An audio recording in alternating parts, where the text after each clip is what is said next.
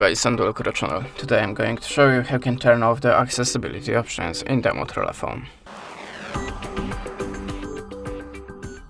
So at the start, open the settings, then slide down to the accessibility. Now you can see that we have a few options. So if you want to turn off the select to speak, for example, just switch it off in this place. The talkback. How to turn off the talkback you can find on your YouTube channel with the other movie. So you can see that we have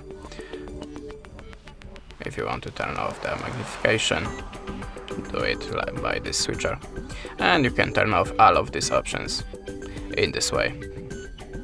That's it. Thanks for watching. Leave us a subscribe, comment, and goodbye.